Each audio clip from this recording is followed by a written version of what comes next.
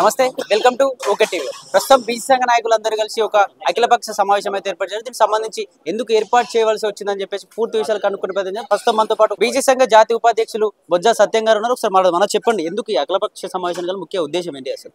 మీరు చూస్తే బ్రదర్, కొంతకాలంగా బీసీలకు సంబంధించిన ఉద్యమం అనేది చాలా ఉధృతంగా మంచి చైతన్యవర్తంగా ముందుకెళ్తుంది. దీంట్లో భాగంగానే మనము తెలంగాణ ప్రభుత్వాన్ని, కాంగ్రెస్ ప్రభుత్వం గత ఎన్నికల్లో ఇచ్చిన కామారెడ్డి డిక్లరేషన్ ప్రకారం జనగణనలో కులగణన చేయాలన్న డిమాండ్ చేయడం జరిగింది. ఆ డిమాండ్ కు అనుగుణంగానే రాష్ట్ర ప్రభుత్వం జనగణన చేసింది. ఆ జనగణనలో కొన్ని లోపాలు ఉంటే ఆ లోపాలను కూడా మేము రాష్ట్ర ప్రభుత్వం దృష్టికి తీసుకెళ్లడం జరిగింది. దానికి మళ్ళీ వాళ్ళు రెండోసారి కులగణనకి అవకాశం ఇచ్చారు ఎవరైతే మిస్ అయ్యారో. మరి ఈ రకంగా కులగణన జరుపుకున్న రాష్ట్ర ప్రభుత్వం 42% రాజకీయ విద్యా ఉద్యోగ బిల్లును ఈ నెల మార్చి 18న అసెంబ్లీలో ప్రవేశపెట్టబోతోంది. మరి ఇలాంటి కీలక పరిణామంలో ఈ బిల్లుకు సంబంధించిన ఆర్డినెన్స్ కేంద్ర ప్రభుత్వానికి పంపించే అవకాశం ఉంది. కాబట్టి దీంట్లో మనకి ఎలాంటి న్యాయపరమైన ఇబ్బందులు లేకుండా బిల్లు సవ్యంగా 42% బీసీ బిడ్డలకు, తెలంగాణ బీసీ బిడ్డలకు విద్యలో, ఉద్యోగంలో, రాజకీయాల్లో సవ్యంగా అందాలంటే ఎలాంటి న్యాయపరమైన అడ్డంకులు ఉండొద్దన్న కారణంగా కేంద్ర ప్రభుత్వంలో ఈ బిల్లు పార్లమెంట్ లో ప్రవేశపెట్టి రాజ్యాంగంలో పొందుపరిచిన షెడ్యూల్ 9 ప్రకారం రాజ్యాంగంలో పొందుపరిస్తే ఈ భవిష్యత్తులో ఎలాంటి న్యాయపరమైన ఇబ్బందులు ఉండవు.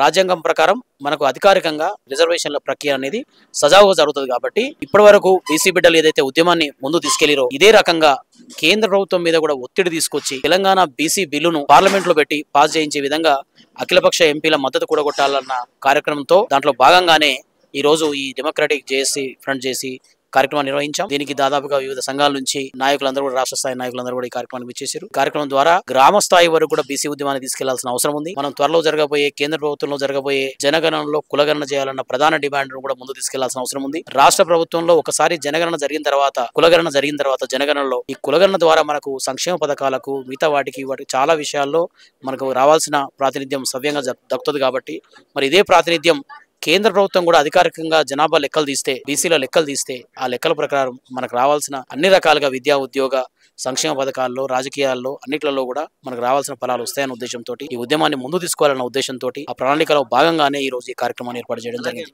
ఈ కులగణన మొన్న తీసుకొచ్చిన కులగణనలో చాలా మంది బీసీలను 21 లక్షల బీసీలను తక్కువ చేసి చూపెట్టారు, ఓసీలను 15% పెంచారు అని చెప్తా ఉన్నారు. అసలు దాదాపు చాలా మంది వాళ్ళు ఇంటర్వ్యూకి రానివ్వలే కులగణన విషయంలో, ఎందుకంటే పర్సనల్ డీటెయిల్స్ అడుగుతున్నా అని చెప్పి రానివ్వలే. అసలు ఎట్లా డిసైడ్ చేశారు అనుకోవచ్చు దీన్ని? వాస్తవానికి 4 కోట్ల తెలంగాణ ప్రజల జనాభా లెక్కల్లో వాస్తవానికి పొరపాటు జరిగింది. ఈ పొరపాట్లని మేము ప్రభుత్వ దృష్టికి తీసుకెళ్లినప్పుడు ప్రభుత్వం కూడా ఒప్పుకోవడం జరిగింది. అయితే తెలంగాణ జనాభా లెక్కల్లో దాదాపుగా మీరు అంటున్నట్టు 21 లక్ష కాదు, దాదాపుగా 40 లక్షల బీసీ జనాభా గల్లత్ అయింది. దాదాపుగా మేము ఎప్పుడైతే ప్రభుత్వానికి దీనికి సంబంధించిన మన సంక్షేమ పథకాలకు సంబంధించిన గణాంకాలు అయితేనేమి, ఆధార్ కార్డు సంబంధించిన గణాంకాలు అయితేనేమి, ఓటర్ బ్యాంకు లిస్టు ప్రకారం అయితేనేమి, తర్వాత స్కూళ్లలో, కాలేజీల్లో చదువుతున్న విద్యార్థుల సంఖ్యను అన్ని రకాలుగా క్రోడీకరించినప్పుడు ఈ రాష్ట్ర జనాభా 4 కోట్లకు పైగా, అలాగే బీసీల జనాభాను కూడా మనం కేటగిరీస్ వైజ్ చూసినప్పుడు ఇప్పుడు మనం లెక్క పెట్టిన దాని ప్రకారం 1.65 crores కాకుండా దాదాపుగా 1,90,00,000 నుంచి 2 కోట్ల మధ్యలో ఉంటారు. మరి దాదాపు ఈ 40 లక్షల బీసీ జనాభా మిస్ అయిందన్న విషయాన్ని కూడా మేము ప్రభుత్వ దృష్టికి తీసుకెళ్ళాం. ప్రస్తుతానికి ఏంటంటే మనకు 42% రిజర్వేషన్లు అనేది జనాభా ప్రాతిపదికన 42% డిమాండ్ చేశాం. దానికి రాష్ట్ర ప్రభుత్వం ఒప్పుకుంది. అలాగే విద్యా, ఉద్యోగ రంగాల్లో కూడా ఒప్పుకుంది. కాబట్టి దీని నెక్స్ట్ అంకంలో ఈ ఉద్యమాన్ని ముందు తీసుకెళ్తూ రాజ్యాంగం ప్రకారం జనాభా లెక్కింపు అనేది కేంద్ర ప్రభుత్వ పరిధిలో ఉంటది యాక్చువల్ గా. సో కేంద్ర ప్రభుత్వం మీద ఒత్తిడి తీసుకొచ్చి తొందరలోనే జరగబోయే దేశ జనగణనలో కులగణన చేయాలన్న ఉద్దేశంతో మేము కేంద్ర ప్రభుత్వం మీద ఉద్యమాన్ని తీవ్రతరం చేస్తున్నాం. ఓకేనా, మీరు ఇన్ని సభలు, ఇన్ని సమావేశాలు ఏర్పాటు చేస్తారు బీసీ సంఘ నాయకులుగా, కానీ ప్రజల్లో ఎందుకు అంత చైతన్యం రాలేకపోతుంది? ఎందుకు ప్రజలందరూ ఏకమైతే 56% ఉన్న బీసీ జనాభా అంత ఏకమైతే ఎమ్మెల్యేలు కావచ్చు, పార్లమెంట్ లో కావచ్చు, అసెంబ్లీలో కావచ్చు సీట్లు బీసీలే ఉంటాయి, ఎందుకు ఏకం కాలేకపోతుంది? వాస్తవం బ్రదర్, యాక్చువల్ గా బీసీ ఉద్యమంలో తెలంగాణ రాష్ట్రం నుంచి గ్రామ స్థాయిగా, జిల్లా స్థాయిలు, మండల స్థాయిలుగా వెళ్ళినప్పుడు ఈ రాష్ట్రంలో ఉన్న బీసీలు పార్టీలుగా విడగొట్టబడి ఉన్నారు. బీఆర్ఎస్ బీసీలు, కాంగ్రెస్ బీసీలు, బీజేపీ బీసీలు విడగొట్టబడి. కానీ ఎప్పుడైతే బీసీలో ఈ మధ్య కాలంలో చైతన్యం వచ్చి అన్ని పార్టీలో ఉన్న బీసీలు కూడా ప్రశ్నిస్తున్నారు, ఏంటి మా వాటా ఎక్కడ పోయింది, సీట్లు ఇచ్చినప్పుడు మాకెందుకు ఇవ్వట్లేదు, మాకెందుకు చేయట్లేదు అన్న విషయాన్ని ప్రతి పార్టీలో ఉన్న బీసీలు పార్టీలను ప్రశ్నిస్తూనే ఇలాంటి వేదికలలో కూడా వాళ్ళు పాలు పంచుకొని బీసీ ఉద్యమాన్ని ముందుకు నడిపిద్దామనే ఉద్దేశంతో ఉన్నారు. మీరు బీసీ ఉద్యమం ఇంత తీవ్రంగా నడుస్తుంది కాబట్టి ఈ రాష్ట్రంలో ఏర్పడిన కాంగ్రెస్ పార్టీ వాళ్ళు అనుకున్న దాని ప్రకారం వెంటనే కులగణన చేశారు. కులగణన ప్రకారం బిల్లును ఏర్పాటు చేశారు. మొన్న ఎమ్మెల్సీ ఎలక్షన్ లో చూస్తే, మీరు నామినేటెడ్ పోస్ట్ లో చూస్తే 3 ఎమ్మెల్సీలకు బీసీ బిడ్డలకు టికెట్లు ఇచ్చారు. సో ఎప్పుడైనా శ్రీశ్రీ గారు అన్నట్టు మీరు పోరాడితే పోయేది ఏం లేదు, బానిస సంఖ్యలు తప్ప. సో ఆ విషయాన్ని బీసీలు గ్రహించే ఈ రోజుల్లో ఇప్పుడు బీసీ ఉద్యమంలో కదం దొక్కుతున్నారు, మాతో చేయగలుపుతున్నారు. బీసీల చైతన్యం గ్రామ స్థాయి వరకు తీసుకెళ్లడం మాత్రమే. ఏ ఉద్యమానికైనా భావజాల వ్యాప్తి అనేది ఇంపార్టెంట్. మీరు చూస్తే తెలంగాణ ఉద్యమంలో జై తెలంగాణ అని ఊర్లో ఉన్న పల్లెటూరులో ఉన్న పిల్లోడు కూడా జెండా పట్టుకున్నాడు కాబట్టే మనకి ఇలా మనం కలలు కన్నా తెలంగాణ సిద్ధించింది. అలాగే ఏ ఉద్యమానికైనా గ్రామ స్థాయి వరకు వెళ్ళి ఆ బీసీ జెండాను పట్టుకున్నప్పుడే, బీసీలందరూ కదిలి వచ్చినప్పుడే ఉద్యమ ఫలితం అనేది ఉద్యమం తీవ్ర రూపం దాల్స్తుంది. మనం కలలు కన్నా మన ఫలితాలు మనకు అందుతాయి. ఇప్పుడిప్పుడే మేము ఉద్యమాన్ని గ్రామ స్థాయికి తీసుకెళ్తున్నాం. తొందరలోనే ఈ గ్రామ కమిటీలు, మండల కమిటీల ద్వారా మన బీసీల ఆకాంక్షల్ని, పోరాటాలని మరింత ఉధృతం చేసి బీసీలను గ్రామ స్థాయి నుంచి ముందు తీసుకొచ్చే అవకాశం ఉంది. సో ఈ రకంగా మనం బీసీల చైతన్యం మీరు గడిచిన 20 సంవత్సరాలు, 15 సంవత్సరాలు, 10 సంవత్సరాలు, 5 సంవత్సరాలు చూస్తే ఈ 5 సంవత్సరాలు అద్భుతమైన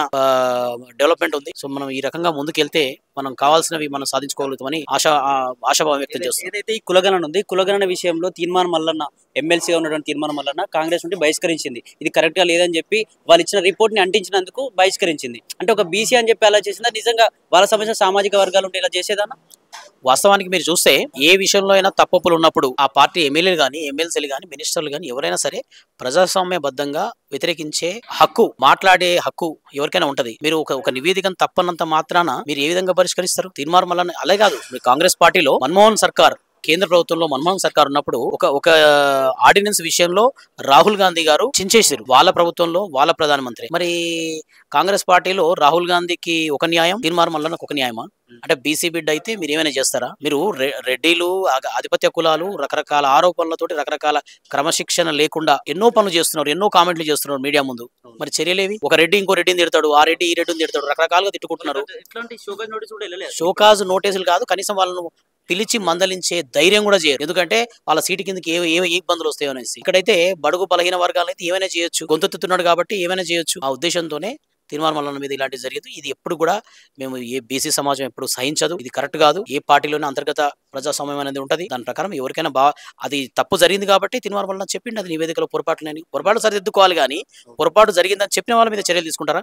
ఇది ఎక్కడ న్యాయం? సో ఇది పూర్తిగా ఖండించాల్సిన విషయం. ఓకేనా? చివరిగా బీసీ ప్రజలు ఏదైతే వాళ్ళందరూ చైతన్యపరచడం కోసం, అందరూ కలిసి రావడం కోసం మీరు ఏం చెప్పాలనుకుంటున్నారు?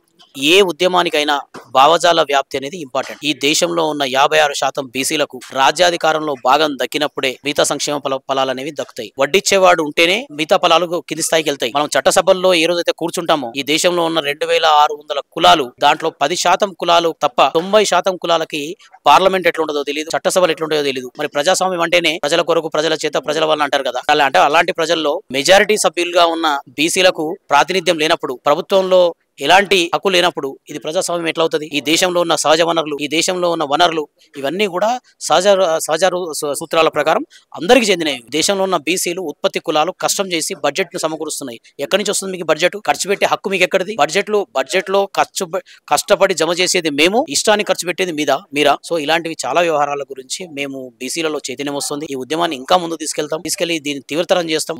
మేము ఆకాంక్షిస్తున్నట్టు బీసీల ఆకాంక్షల మేరకు ఈ రాజ్యాధికారంలో భాగం సాధించిన రోజే ఈ బీసీ ఉద్యమం కళ సాకారం అవుతుంది.